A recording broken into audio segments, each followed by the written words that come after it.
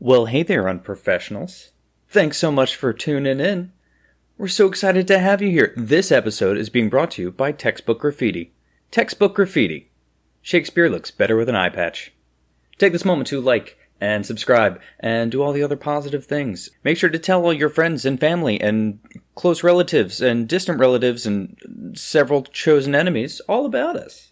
We really appreciate it. We hope you enjoy this episode and stay tuned at the end for a little taste of what next week will sound like. Stay unprofessional.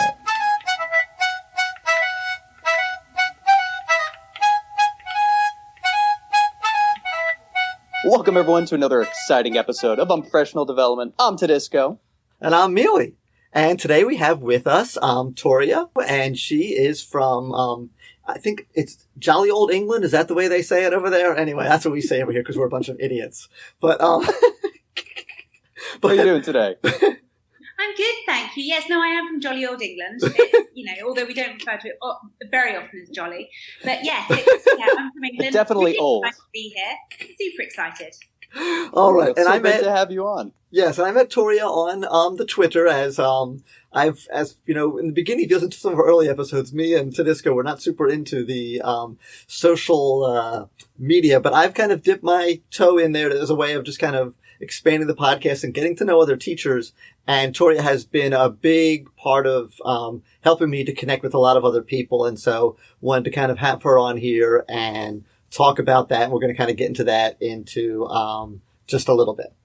Yeah, and I know the stuff you're doing on Twitter is really interesting. But first, I kind of want to ask you, so, Toria, like, what brought you to teaching? Like, what brought you to the whole teaching profession? How'd that journey begin? Well, much to my father's horror, I became a teacher. He that was definitely not the career he'd carved out for me. So off I went to university. I was very much school, university. There were no breaks. Went off and my father had chosen a degree for me, which was Russian and politics. He wanted me to become a political ambassador in Russia. That was what, That's one avenue. And I wasn't keen, I'll be honest. And I sort of was hitting the end of the degree thinking, what am I going to do? Now, my mum was a teacher, and my dad's opinion of teachers was that those that can't do anything else teach. It's that old adage. And he was very much, you can't teach. Yes. Just so you know, the rest of that is those who can't teach are administrators. Absolutely. So what happened, which was slightly obscure, was my sister was going through her A-levels at the time. And my sister wasn't a great one for going to school frequently, and asked me if I would help her to get through her A-levels. So even though we had quite an interesting relationship, my sister and I, chalk and cheese, I sat down and taught her basically her A-level subject. She was doing politics and history, and I forget, there was another one, I think it was English. And I sat down and taught her. For 1 second, explain to our American friends and me exactly what A-levels means. Okay, so when you are 16, you take GCSEs, and then you move on to sixth form. You move on to sort of college education, the 17, 18, and at the end of that, it's 2 years, and you do your A-levels. And your A-levels, basically, depending on how well you do in them, you can then get into university. Or they just sort of aid the way to university. Okay. Big standardized test, basically. Yeah, massive. Yes. So, slightly challenging when my sister hadn't been going to school that frequently. So I basically sat down and taught her the syllabus she needed. And she turned around to me and she said, wow, you're a really good teacher. Now, coming from my sister, right, this was shocking. My sister was just like, wow. And she said, you should teach. And I thought, wow, okay. So I'm not quite sure what happened. The next thing I knew, I was back at university for another year doing my PGCE in secondary, so secondary education, so, the older people, the 11 to 18-year-olds, and I was doing it in politics and history. Minor problem, I wasn't that keen on the older people. I know you both teach older people. Mm-hmm. It wasn't really me. I was 21. and I was teaching 18-year-olds political studies. And if you've ever taught an 18-year-old politics, they're all socialists. They all want to get rid of the monarchy. They want to get rid of the House of Lords. They want to get rid of everything. And you're just basically dealing with a mass socialist. Everything's stupid. We should just have we should have stuff for free. Yeah. So I finished the year and thought, right, okay, well, that wasn't, got the PGCE, and then thought, I don't really want a job in secondary. So I started to, basically, I did a supply teaching, just, days here and there in primary school. And I've learned now, since I've been studying English words, supply teaching is like a substitute teacher, right? Yes. Someone who's sitting in for another teacher. Absolutely. Yes. So I was doing for the substitute teaching in primary. Okay. And absolutely loved it. The thing about primary, the thing I love is that you can do whatever you like. You can sort of, if you decide to speak with an Italian accent for an entire day, the children don't bat an eyelid. They're like, oh, well, okay. And so I decided that I was going to become a primary teacher. So I went back to university, did a sort of another course, and became a primary teacher, and have been doing that ever since. Awesome. Wow. Awesome. The classic story of Russian ambassador turned primary teacher. Indeed. What can I say? That's awesome. Wow. And That's it really wild. it really is. And it's such a wonderful thing. We talk about this on here. And I definitely believe that teaching is a calling. And I think also that it can be even really specific to certain people that are called to, whether it's primary or a certain age or a certain area. We have one that someone is in juvie hall that she really seems called to that. And some people are called like special ed or special needs children's. And so that's really, really cool. So what we want to get into now is kind of like, how we met. And, so, you are known as the Tiny Voice lady all over the Twitter. And we just want to kind of talk about the Tiny Voice origin story and just kind of, give your spiel and promote Tiny Voices and talk about what that means to you. Cause I know it's really your heart. It is. I am all about supporting and helping other educators, basically. I'm absolutely passionate about it.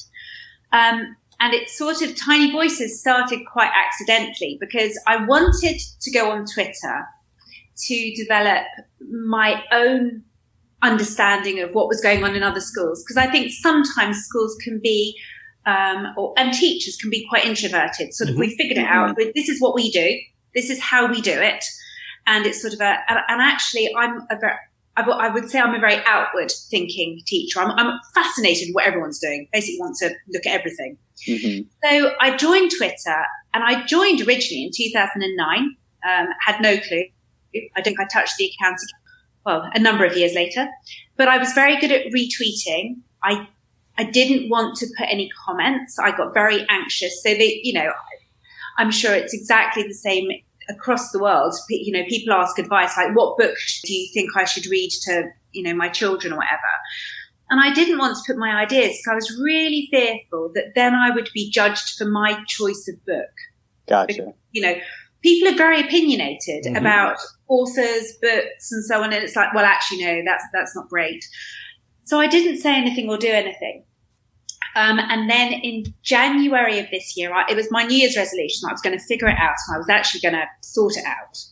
So I tried to connect a bit more. And there's something in it that a lot of English teachers go on, which is #teacher5 o'clock club for teachers that get up super early in the morning, madly. And they all sort of jump on that. And I got to know a few people. I then discovered follow back groups.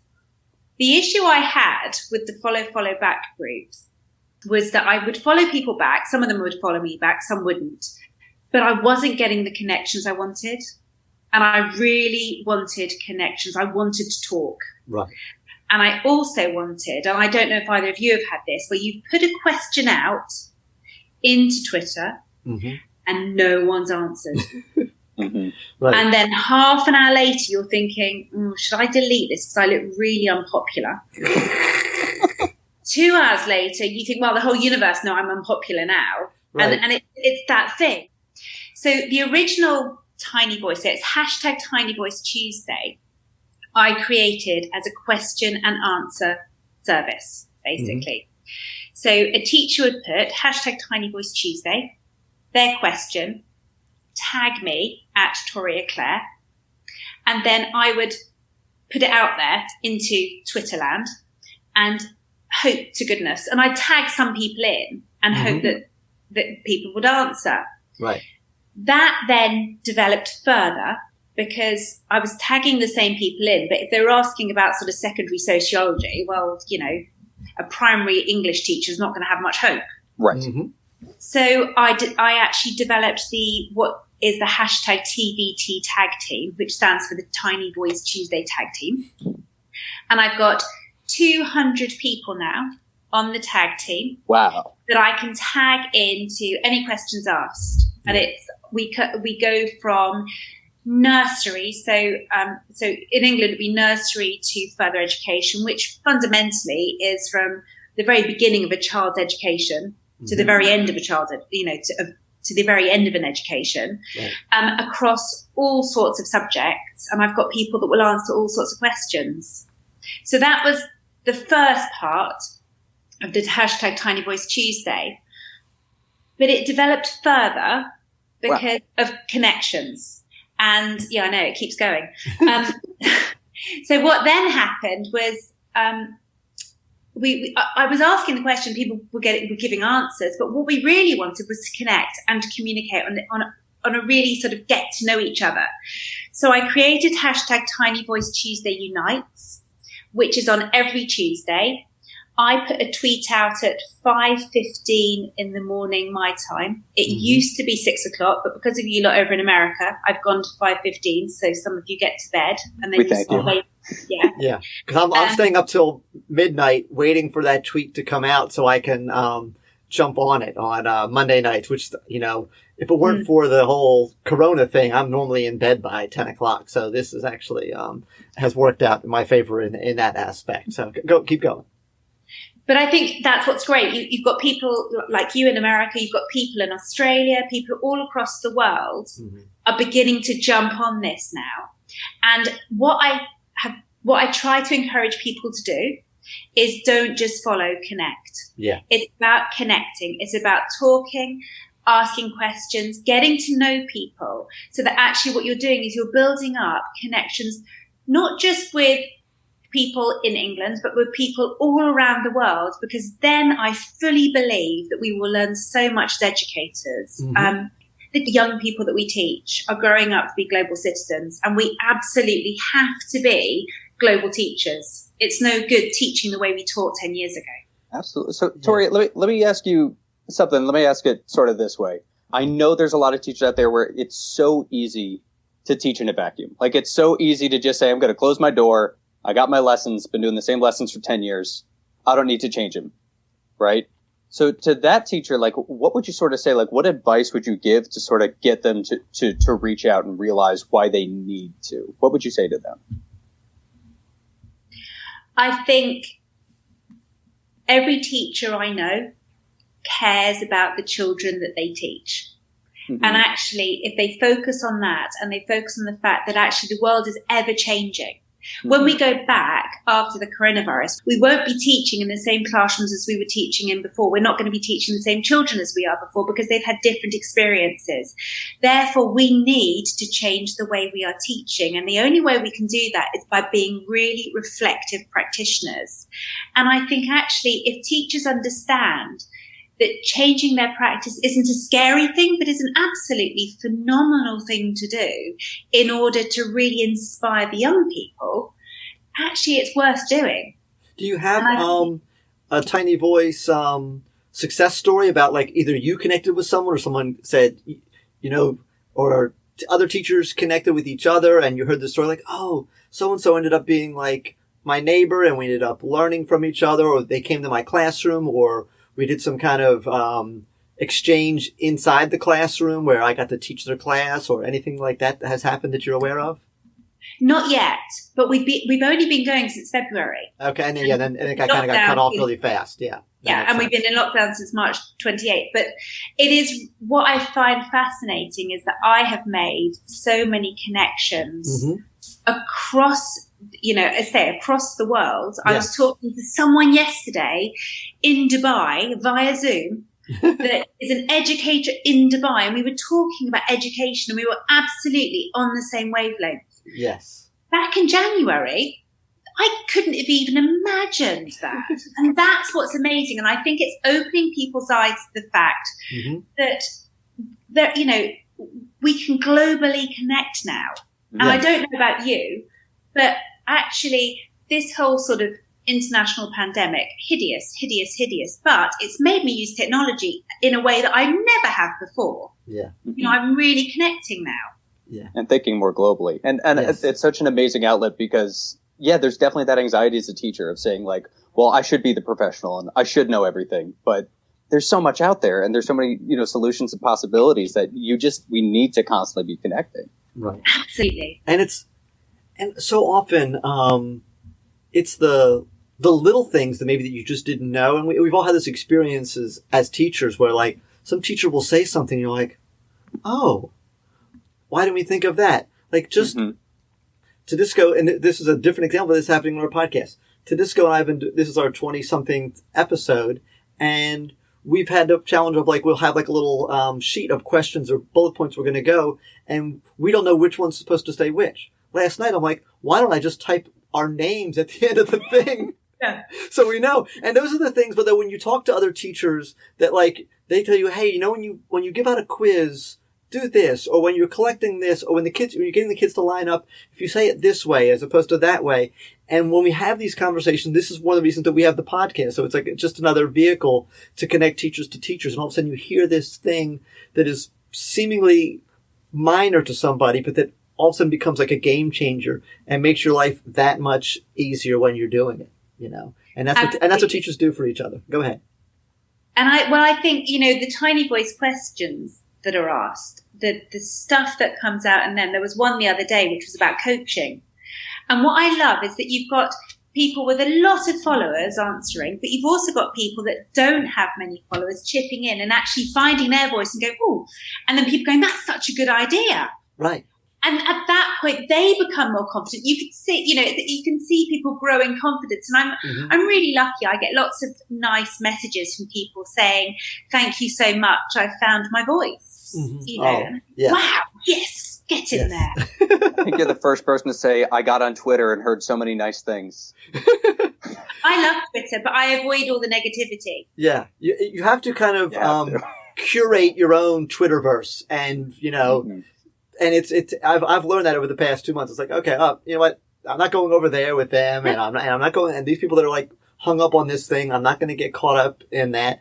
And it's the same as in school. We all know that you can find someone in the break room or on the hallway who will talk about how horrible all the kids are and how horrible administration is, and they can just sit there and be the gloomy Gus all day long and just drag you down and just make life seem horrible. And you have to go, you know what? Like, have a nice day. Sorry. And then go over to that teacher that's excited like you are and having fun and like go, hey, guess what? One of my kids today did something they've never done before. Or this kid had this aha moment, or I tried this new activity and it went absolutely fantastic. And then we can laugh about it. I tried this activity and it went sideways. The kids didn't understand at all what we were doing. They ended up just gluing paper on their friend's forehead and sticking it down their pants, whatever it was, you know what I mean? And you go, but then we can still laugh and enjoy that and have those fun moments together. So yes, and so I think Twitter it's just like the world, but it just sometimes you can get into this really negative spot and people get really, really angry and bitter.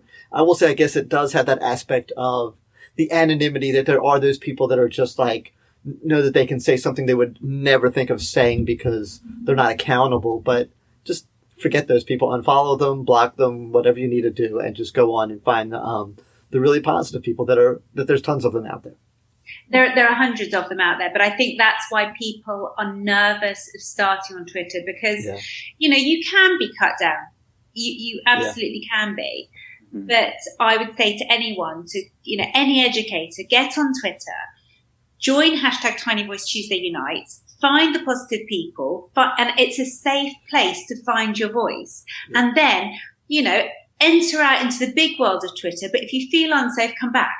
See, I'm the opposite. Well, I'm not nervous about that. I'm nervous. They'll say something to me, and then I'll say something back that on Monday I'll be called into the principal's office and they'll have the printouts. And go, did you call this person this name? What did you say about their mother? I didn't know you even. Mealy. No, I think it's an interesting one. I have had some direct message chats with people who have been. I won't have public conversations. You know, if they're negative, I just won't. I want to be a force for positivity. Yes, I don't want to be having a negative conversation with someone. But if I feel it's appropriate, I will have a private conversation and actually try and iron things out. And actually, I have to say, every time I've done that, they've gone well. Yes. That's the equivalent of calling the kid out in the hall. I was about to say the exact same thing. And all of a sudden now we don't have all these people around us, you know, egging us on. And now both of us can calm down and speak to each other like normal human beings that we really are. It's almost like kids are people. And people are people, yes. So, I mean, and so we're trying to, well, and Tedisco is blindly following that I will do something that won't get him fired because he's not really paying attention to what I'm posting on Twitter. I don't think. Are you Twitter? I don't pay any attention. So, but I'm mostly just trying to bring nonsense and silliness. I think I bring some positivity and some fun and some worthwhile stuff. Some whimsy. But yes, some whimsy. There you go. There you go. All right. So speaking of whimsy, Toria, you have a magic wand. Okay. Yeah. And with this magic wand, you can wave this wand and you can either add or take away one thing, or add and take away one thing from the entire educational universe, the Eduverse. So if there was something that you could add or there's something that you could take away from our educational world, what do you think you would choose? Boundaries. Boundaries? What do you mean? Boundaries.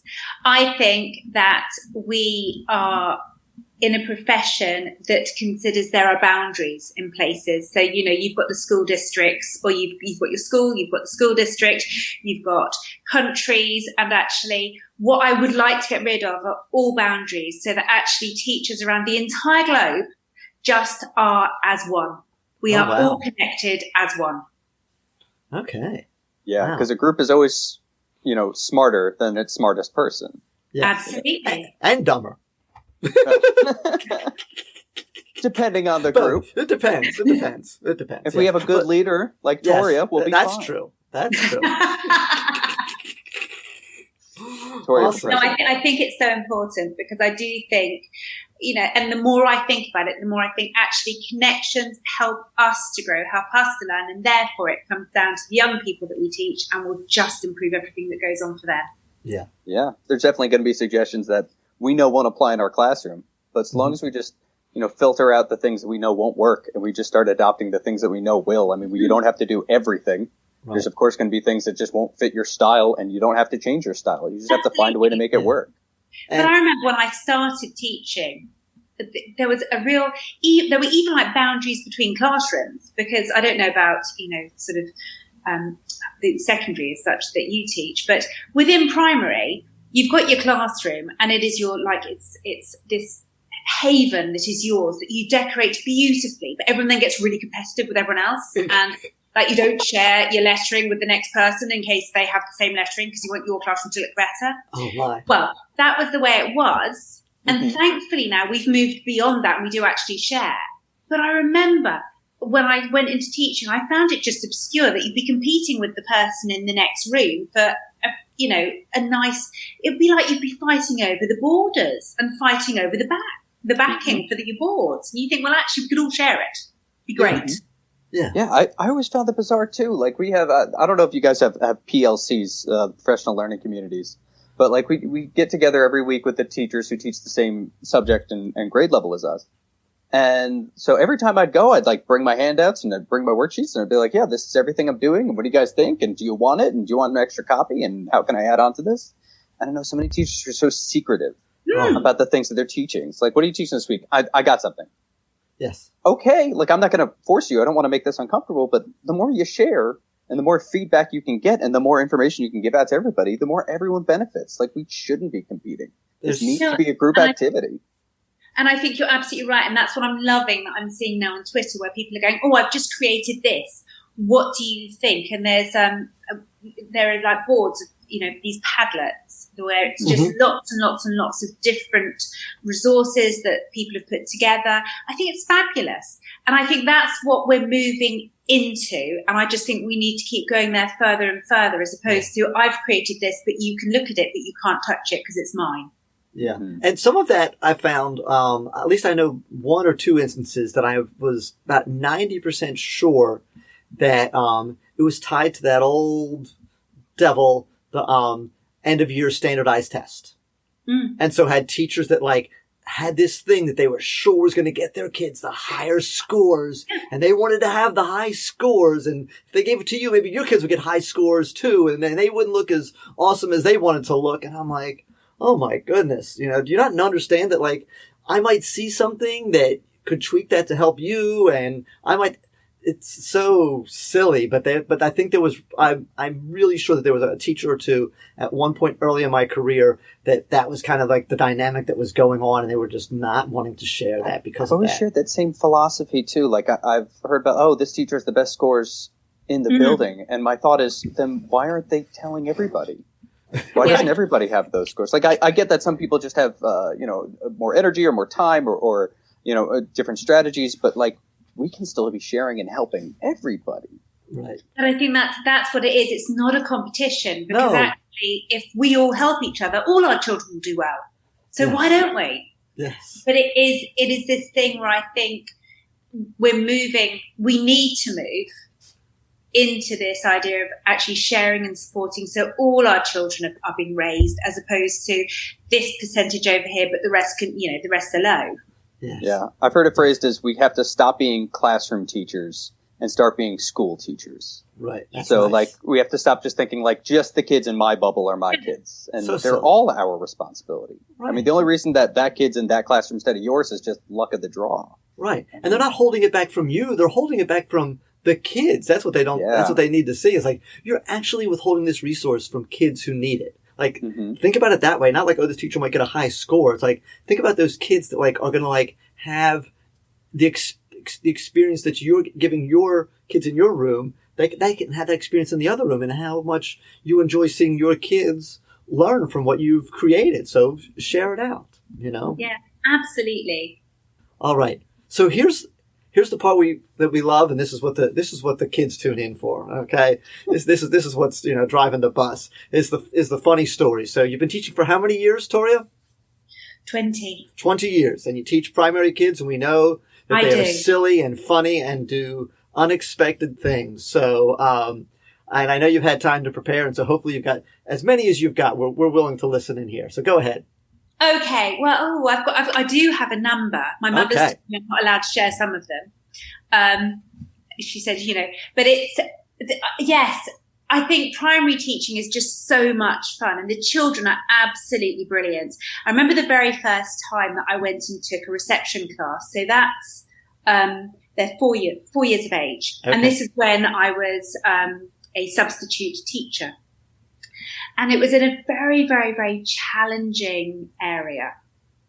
And I just went in with these rose-tinted glasses, and I'm going to teach 4-year-olds. It's going to be wonderful. We're going to go dancing and skipping, and it'll just be lovely. And I was told that I needed to teach them about recycling. So I was like, okay, right. And recycling at that point was quite new. It wasn't a thing that many people did. So I went into this school and I was saying, right, okay, children, so what sort of things could we recycle? And the children went, beer bottles. Right. Right. Okay. And so I drew a bottle, just a plain bottle on the board, and I said, oh, okay. So right, bottles. What we could do? Vodka bottles. Right. Anything else? Let's not do bottles anymore, children. Why don't we do something else? Beer cans. Right. I said, right, let's forget drinks. Let's move on. What other sort of things could we recycle? Can you think of anything cardboard? cigarette packets. So at this point, I ditched the lesson because we weren't getting anywhere. But I had learned quite a lot about what was going on. But it was one of those things where you just, as a very naive young teacher, you're like, wow, I had not seen that coming. Mm-hmm. And then there was, when I got my first reception class, so I just had my daughter. And again, rose tinted glasses. This is my proper class, 4-year-olds. I was really convinced that it was just going to be lovely. And I walked in, oh my God, they ate me alive. If anyone thinks it is tricky managing 16-year-olds or 15-year-olds, you need to have a class of 4-year-olds. Because it's like herding cats. Yes, I can't even imagine. One direction and they go off the other direction. And it was the most eye-opening.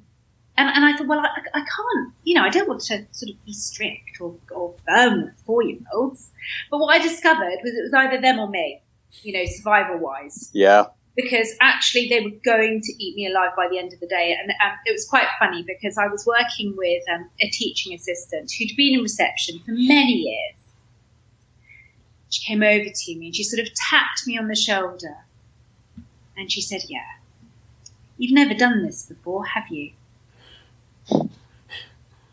And when you think, oh, as a teacher, that's quite harsh, actually. Yeah. But yes, it was. I did learn quickly, and I was known as Mrs. Butterfly that year because I loved butterflies so much.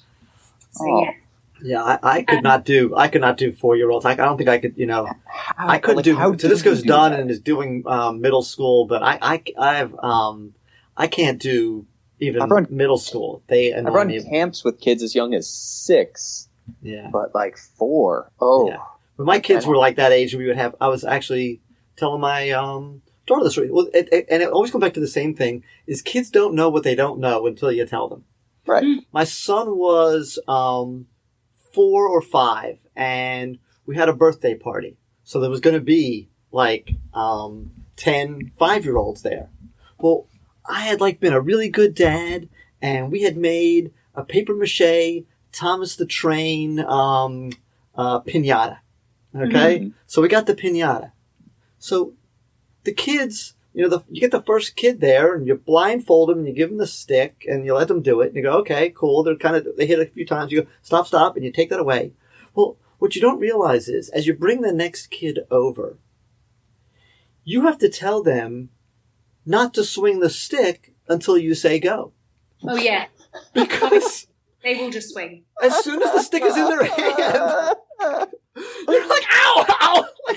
Give me a second to back up here, dude, because I'm here, but they're blindfolded, they've got the stick in their hand, and they're whacking. They have no clue, and so reactionary creatures. It's the same principle. It's they don't know until you tell them that these are the steps. They just do what they're thinking is the next thing to do. And they want to hit, they want to get beyond that. It's all about, and it's an instant thing. There's for 4-year-olds, they aren't necessarily thinking things through on a deep level. No. It's just, I need the sweets, and that they've got this, that's what they wanted. Yes. Yeah. So Toria, what grade do you usually wind up teaching, or what grade have you often taught? I've taught all of them. I've taught from 4-year-olds to 18-year-olds, but okay. I love, at the moment I'm teaching, I've got a year 4 class, which is, I've got to remember now, it's 8 to 9, and a year 6 class, right, which is 10 to 11. Okay. So what I do, I'm a class teacher in year 4, but I go into year 6 and teach maths. So I have best of both worlds, really. I love it. And I'm happy teaching whatever you give me, really. I don't mind. Okay. So, yeah. Okay. So you just leave your class and then go to the other class and someone else comes in and teaches your class something else? So basically the way this school works is we all do maths at the same time. Okay. So someone else comes in and teaches my lot maths and I go and teach the older ones maths. And that's relatively common over there to do it like that? No. Okay. No, I'm a rarity, but I just... Are you switching with just that exact same teacher? They're coming back to your class or there's some kind of weird rotation? No, in year 6, because basically the children are split into even smaller groups. Ah. So there is, because it's all to do with this end of year stats business and everything, but they're split into smaller groups and I have one of those groups and I teach them maths. Okay. So, yeah. Okay. And I say, I just, well, I don't mind where you put me. I'm quite happy, really. That's good. That's awesome. I know you've got the blog. We didn't talk about the blog at all. Did you want to? No, we haven't talked about the blog. Share what the blog is and what you do. Yes. Okay, yeah. So my blog weirdly started at the same time as Tiny Voices.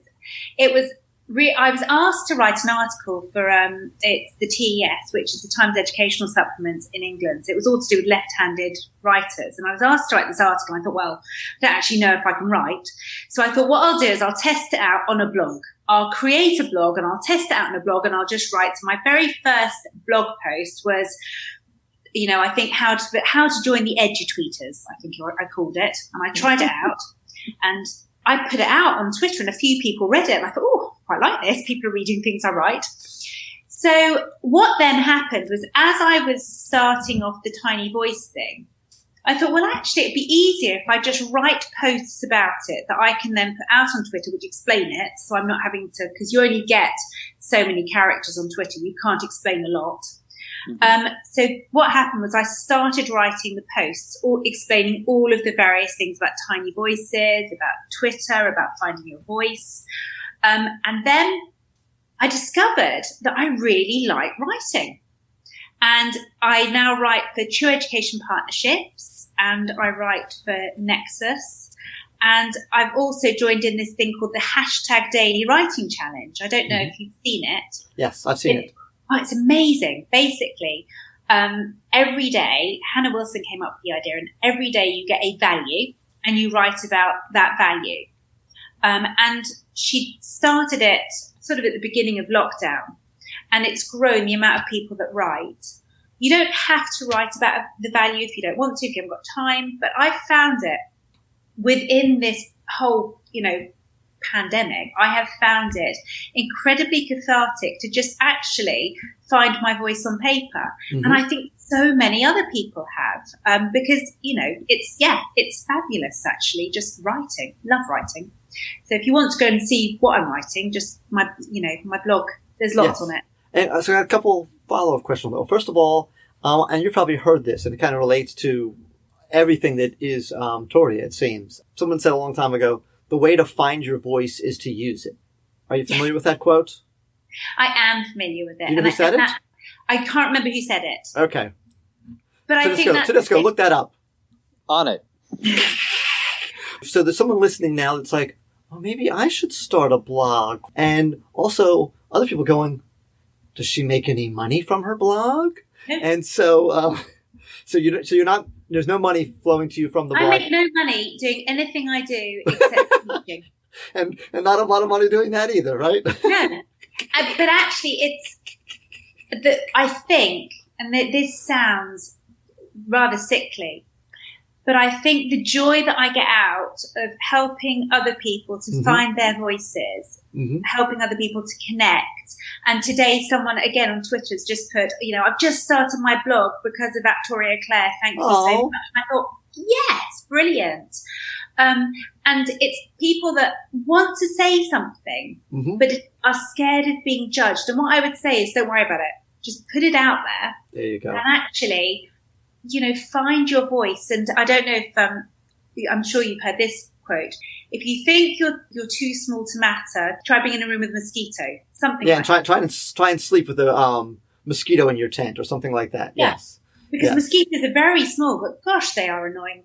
Right, and they have do a real impact. And I think that's the thing. Everyone's voice has an impact, so use it.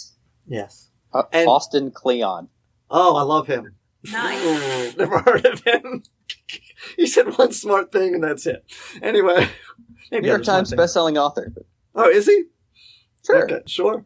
No, I was going to say, and that's obvious to anyone who's been listening for this past podcast and whatever. If you do want to start a blog and they reach out to you on Twitter, that you are not going to have a problem finding time to help them and support them and give them a leg up and all that kind of stuff. So, not at all. And I've got a post on my blog where I promote all of the sort of smaller people, the Tiny Voices blog. So if anyone ever wants their blog put on there. Really happy to. I am absolutely there to support and help people in any way, shape or form that I can. And it's so exciting that I'm speaking to people in America about this, really. So, yeah.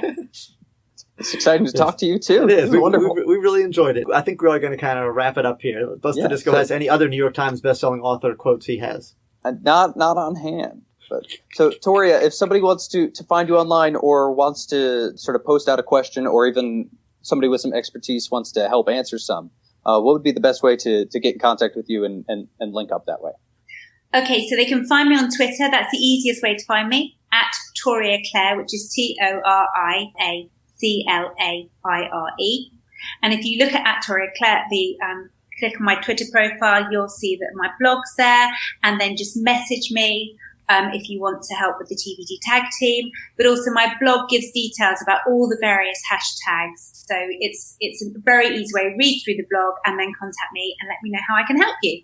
And it's a great read. And there's a lot of really cool information there. Amen. So. Amen. Awesome. Well, that was great. We appreciate having you on. And all of you guys, we want to make sure that you stay unprofessional.